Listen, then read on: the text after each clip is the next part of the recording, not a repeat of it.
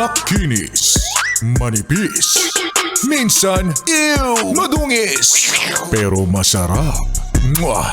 I-kiss. Sexy time na. Sexy Mega! Ganon dapat. Diba? Gaya ng sabi ng kanta na yan, malaya ka na.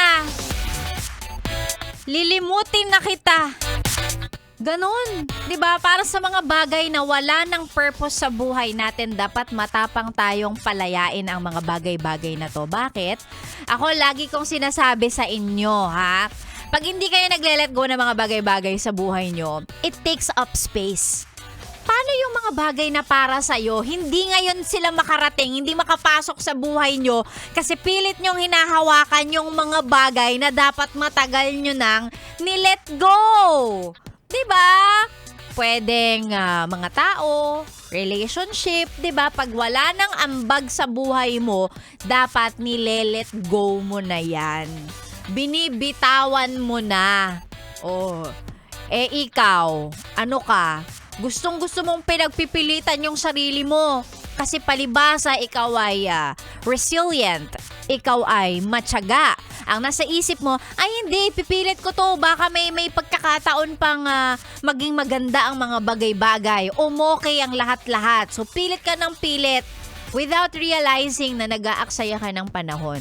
Oh, hindi lang relasyon ng sinasabi ko dito, ha. It's applicable sa lahat ng bagay. Again, pwedeng relationship, pwedeng dyan sa career mo, pwedeng sa mga tao sa paligid mo. Madami yan. Ang daming pwedeng i-apply. Ikaw lang, kailangan iniisip-isip mo yan. And perfect ang playlist si Sexy Megan para magmuni-muni ka. Ay nako, magandang umaga. Sexy Megan po ang inyong kasama ngayong beautiful solid Tuesday morning. Opo, speaking of muni-muni, sarap no? Ang sarap lang din talagang mangarap minsan. Ang sarap mag-isip-isip, ganyan. Alam ko yung iba kapag gabi. Sa gabi sila nagmumuni-muni at sa gabi bumabalik yung mga maling desisyon nila sa buhay. Kaya ang nangyayari, hindi nakakatulog. Pero yung iba, mga ganitong panahon o mga ganitong oras, yung bang parang tutulala na lang yung mga yan tapos biglang ang lalim na ng iniisip. I mean, hindi kita masisisi kasi kahit ako ganun din eh. Yung kalagitnaan ng araw, yung bang makakuha ka lang ng break. Yung konting panahon na yon, a few minutes, tas biglang magbumuni-muni ka na, biglang ang lalim na ng iniisip mo, ganon. Biglang nakatulala ka na lang sa pader, mga ganyan. Ako, ay, ganyan din si Sexy Megan sometimes. And minsan, nakakatulong yung mga pinapakinggan, ganon. Okay lang, sige lang. Take this opportunity, gamitin ang playlist ni Sexy Megan para makapag-relax. At syempre, eto rin, dahilan para of course, nag-e-enjoy ka na sa playlist ko. Eto pang isa, para mas masaya ka at hindi na maglipat ng pinakikinggang station. Ayan of course, ang ating pera lang yan promo.